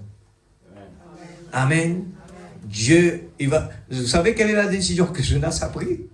Ce n'était pas Dieu qui a dit ça. C'était Jonas qui a pris la décision. Il a dit, jetez-moi dans la mer, le problème va arrêter. Amen, l'Église. Qu'est-ce que Jonas a dit? Jetez-moi dans la mer, le problème, la tempête va arrêter. Il savait, lui, hein? Il savait. Et vous devez savoir qu'est-ce qu'il faut faire pour que vos problèmes vous laissent tranquille. Il y a quelque part que vous avez changé de route et Dieu vous donne l'opportunité de commander. Amen. Êtes-vous heureux ce soir? Amen. Nous sommes sur un terrain de bataille. Et ce n'est pas tout le temps, comme je l'ai dit, on va se réjouir, on va chanter des cantiques, mais de temps en temps, on va entendre des moments, la prédication, il est dur. Alors, chantons quelque chose avant de prendre la prédication, la prière, pardon. Gloire à Jésus. Gloire à Jésus. Nous allons prendre un petit chant d'adoration, juste pour changer un peu d'atmosphère, après quoi nous allons prier. Oh Jésus. Gloire à Jésus. Je chante.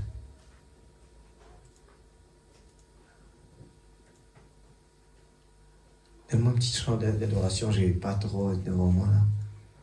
Gloire à Jésus.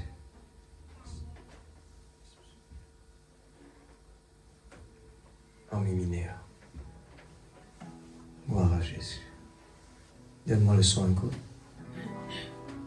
Oh Jésus, je viens à toi, au trône de la grâce, t'apporter-moi. Il faut bien regarder chaque parole, ça peut être profond. Hein? Tu es assis dans le ciel et tu sièges au milieu des louanges de ton peuple. Je veux rester devant toi. Après c'est je veux rester devant toi, contempler ta grandeur et ta. Ça doit sortir du profond de notre cœur. Alléluia. Me prosterner devant toi avec les bras ouverts. N'ayez pas honte pour le faire. Pour t'exalter, oh Dieu. Que cela soit profond ce soir. Oh Jésus. Oh Jésus, je viens à toi. C'est la grâce aujourd'hui. Profitez. Je ne veux pas retenir la louange vers Dieu ce soir. Alléluia. Oh, tu es assis dans le ciel et tu sièges au milieu des louanges de ton peuple. Je veux rester comme Job, Jacob. Je veux rester jusqu'à la bénédiction. La bénédiction est là maintenant. Contemple ta N'attendez pas à la convention. Il est là ce soir.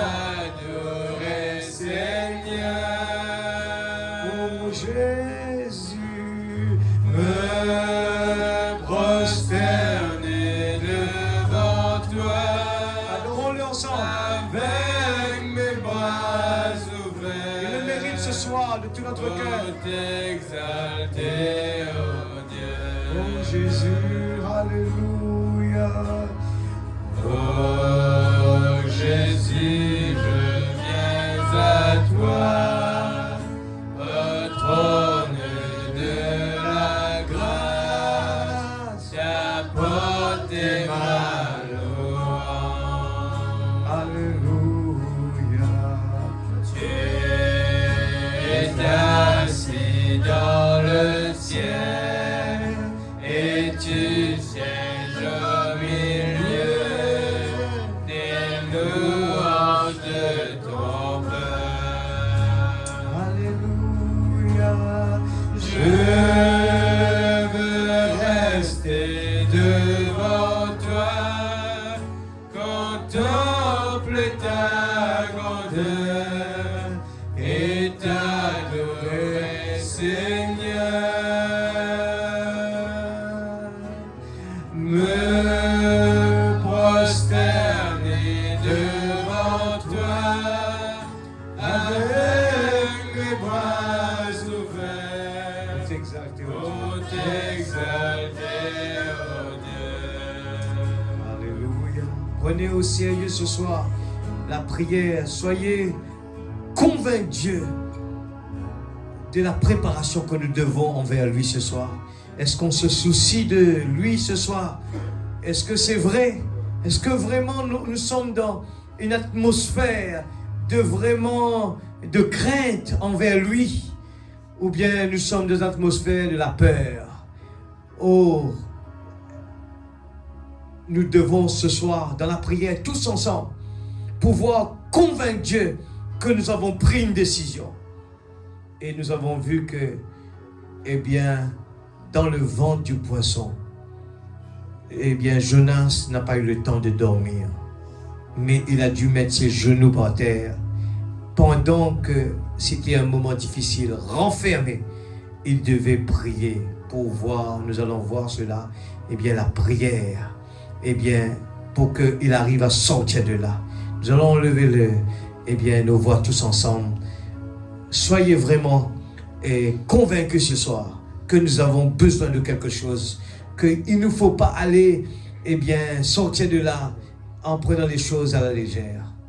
Mais ne prenez pas la décision ce soir et sortir et retourner dans les brouhahas, dans les routines de tous les jours et courir de gauche à droite. Mais prenez des décisions, l'Église. Il est plus tard que nous le pensons. J'ai vu des jeunes partir dans la convention. J'aime bien prendre le temps d'examiner. Et j'ai dit, combien parmi tous ces jeunes ont vraiment compris ce qu'il n'est plus tard que nous le pensons. Pendant ce moment où tout le monde priait, tout le monde était tout feu, tout flamme. Mais après, c'est fini. C'est fini. Alors c'est ça le problème. Il y avait la convention. Tout le monde était content, on était béni. Est-ce que c'est fini vraiment? Non, le combat est toujours là. Alors, est-ce qu'on doit vraiment croiser les bras, aller dormir? Ou il faut vraiment se réveiller? Seigneur, ça va pas.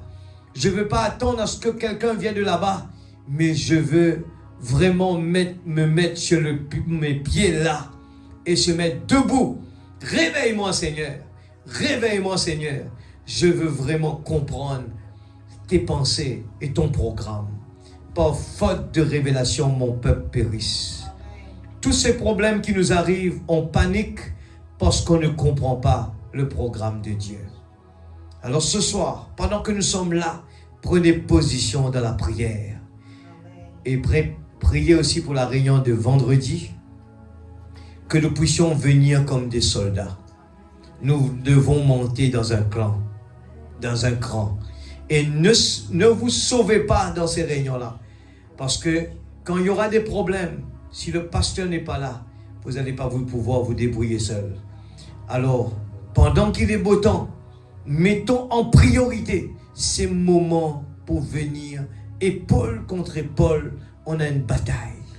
La bataille jamais livrée. Prions tous ensemble avant de partir. Seigneur Dieu Tout-Puissant, je ne suis pas fatigué dans ta présence. Même ce corps, il est fatigué. Mais l'intérieur, ce qu'on nourrit le plus gagne la bataille. À l'intérieur de mon corps, il y a quelque chose qui bouillonne, qui fait que je ne sens pas mon corps fatigué. Seigneur, il y a quelque chose qui bouillonne dans mon âme, qui fait que, Seigneur, je ne sens même pas la faim. Je ne sens pas les soucis. Je n'ai même pas de soucis pour le travail, les problèmes à la maison, les problèmes par ici et par là. Oh Dieu, je sais qu'au pied de Jésus, tu l'as dit de ta propre bouche, c'est le lieu le plus rassuré. Quand je suis à tes pieds, oh, je ne suis pas au pied d'un homme, je suis à tes pieds ce soir. C'est là que j'ai ma guérison, c'est là que j'ai ma délivrance. C'est là que j'ai la réponse à ma prière. C'est là que j'ai tout. Je ne dépends pas. Je ne veux pas être assisté, Seigneur, par l'homme. Je veux que tu sois le guide. Je veux que ton Esprit Saint dans mon âme, dans mon cœur, soit le capitaine du bateau qui prend les décisions. Que ta volonté soit faite, Seigneur. Oh Dieu, je veux unir ma force avec mes frères et mes sœurs. C'est là que je me sens fort. Oh Dieu Tout-Puissant, c'est pour cela que j'aime bien venir ici. Je veux braver comme la reine de Séba.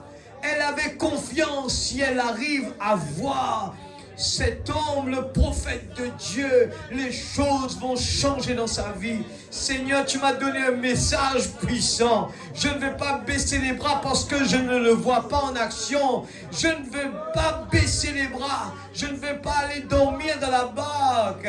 Mais je veux, Seigneur, m'assurer que le vrai consolateur se trouve là, présent dans mon cœur.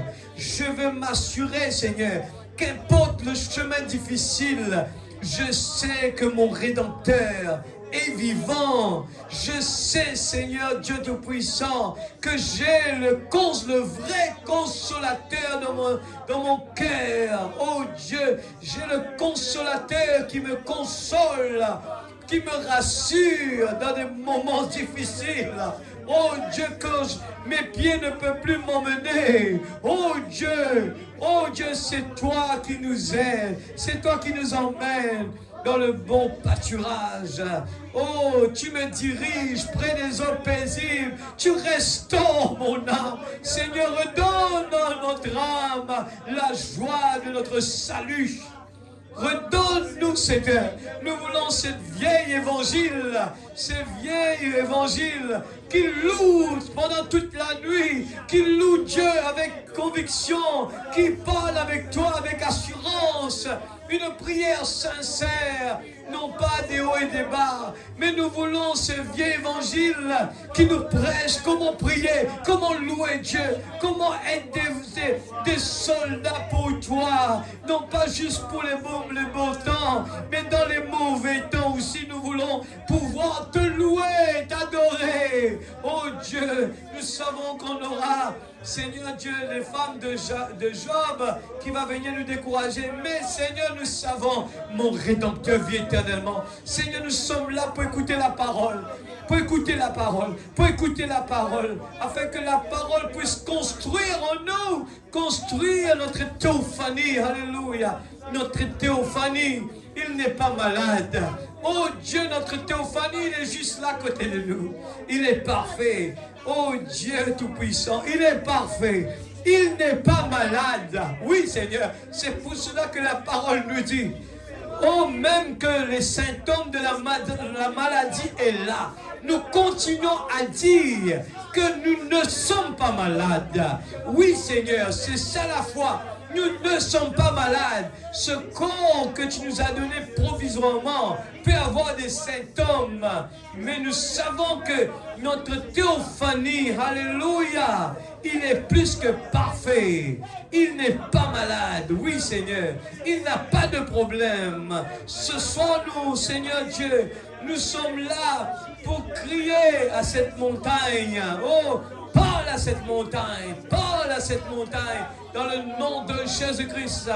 Nous ne voulons pas laisser la tonalité de la prière baisser à l'église. Nous ne voulons pas laisser les louanges baisser de tonalité. Nous voulons garder la chaleur de la prière, la chaleur de l'adoration, la chaleur de louange, la chaleur de la parole. Oh Dieu, je continuerai, qu'importe, même s'il n'y a personne qui va m'écouter, je vais continuer à prêcher cet évangile. Donne-moi l'ancien évangile. Donne-moi l'ancien évangile. Parce que je crois dedans. L'homme peut changer, mais ta parole ne change pas. Et c'est pour cela que je continue. Je continuerai, qu'importe les circonstances, qu'importe ce corps fait des gaffes, fait des erreurs. Mais je continuerai ma bouche, mon cœur continuerai à dire, Seigneur Dieu, ce que ta parole est en train de dire. Oh Dieu, comme ton prophète l'a dit, utilise mon corps. Oh Dieu, nous voulons pouvoir te donner toute notre âme, nos pensées, notre être en entier. Oh Dieu, parce que nous voulons croire dans ce Dieu qui peut nous garder tranquilles, même dans les mauvais temps. Tu peux nous garder tranquilles. Restez tranquilles, car Dieu a trouvé bon de nous donner le royaume. Alléluia. Levez votre tête parce que votre délivrance approche. Ce soir, nous nous réjouissons. Comme cet homme aveugle, il a su, alléluia, crier très fort, je vois. Même les symptômes étaient négatifs. Oh Dieu Tout-Puissant, dans le nom de Jésus, ce soir, je n'ai pas de problème. Et je suis là à me réjouir dans la présence de Dieu. Parce que la promesse a été donnée. Dans la promesse, tu as dit, dites à cette montagne. Oh, la femme de Sarepta avait une telle confiance en toi que même l'enfant allait mourir. Elle a appliqué la parole.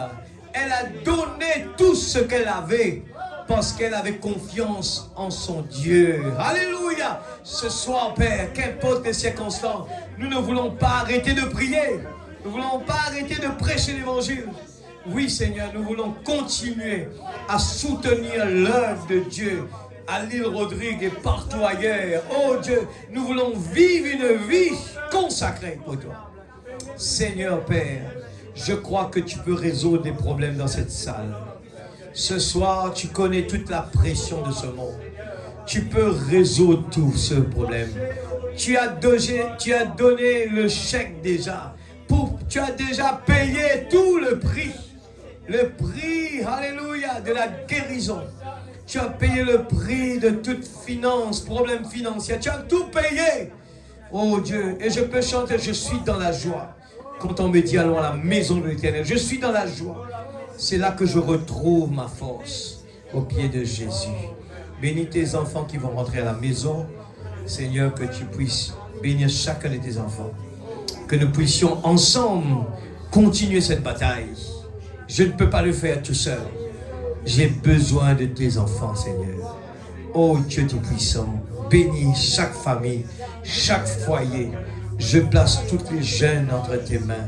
Je sais que c'est un monde compliqué et difficile. Que Seigneur, tu sois, Seigneur Dieu, leur priorité. Que Seigneur Dieu, ta volonté puisse être appliquée dans chaque vie, Seigneur. Oh Dieu, s'il y a des problèmes financiers, s'il y a des problèmes, Seigneur, familial, des problèmes avec les jeunes, les enfants, Seigneur Dieu, des problèmes de travail, oh Dieu, je place tout entre tes mains. Nous voulons tout déposer et venir à tes pieds, écouter ta parole. Je crois que tu peux résoudre tous tes problèmes. La pression, ce n'est pas pour tes enfants. La pression n'est pas pour tes enfants. Nous voulons construire d'abord, Seigneur Dieu, le royaume de Dieu. Toutes choses vous seront données par-dessus. Nous ne voulons pas nous inquiéter pour le lendemain. Oh Dieu, merci encore une fois. Bénis ton serviteur, le pasteur. Donne-lui la force, donne-lui la santé, donne-lui le courage pour maintenir les mains levées, Seigneur. Le bâton en haut, qu'importe les circonstances. Le bâton resté en haut. Le bâton doit rester en haut. Et Seigneur Dieu Tout-Puissant, nous, tes enfants, nous ne voulons pas soutirer l'ennemi, mais nous voulons garder confiance en toi et garder la main en haut, Seigneur. Alléluia. Qu'importe les situations, qu'importe les problèmes, mais nous voulons tenir sa main en haut, Seigneur. Dans le nom puissant de Jésus-Christ, notre Sauveur bien-aimé, que ton nom soit loué, Père. Merci, Seigneur, pour la force. Merci pour la parole ce soir. Nous sommes reconnaissants pour ce prophète que tu nous as donné. Nous sommes là à répéter simplement. Répéter. Parce que c'est ta parole pour nous. C'est la promesse pour chacun de nous. Nous sommes des gens heureux. Nous ne voulons pas accepter quand le diable nous dit que nous avons des problèmes. Nous refusons tous les cadeaux empoisonnés qu'il nous donne. Nous refusons tous ces colis qu'il nous envoie. Et nous le rappelons à chaque moment. Il est écrit sur le bois de la croix. Dieu a payé tous les prix. Dieu a déjà payé tous ces prix-là. Au nom de Jésus-Christ, notre Sauveur bien-aimé. Amen, amen et amen. Alléluia. Chante Alléluia au Seigneur, 381, tandis que nous allons partir de là. Réclamer ce que le gazan, le sauterelle a volé. Réclamer l'Église. Chante Alléluia au Seigneur. En doux. Chante Alléluia au Seigneur. Chante Alléluia au Seigneur. Alléluia. Chante Alléluia. Oh, chante Alléluia. Chante Alléluia au Seigneur. Sing Alléluia. Sing Alléluia. Tout va sing Alléluia. Tout va sing Alléluia. Sing Alléluia. Sing Alléluia. N'hésitez pas à le chanter pour lui. Alléluia. Tout va. Chante Alléluia au Seigneur. Chante. Que Dieu vous bénisse. On se retrouve ici vendredi. Chante Alléluia au Seigneur. Chante Alléluia au Seigneur. Alléluia. Chante Alléluia. Chante Alléluia. Chante Alléluia au Seigneur. Sing Alléluia. Sing Alléluia. Tout va. Sing Alléluia. Tout va. Sing Alléluia. Tout va. Alléluia. Sing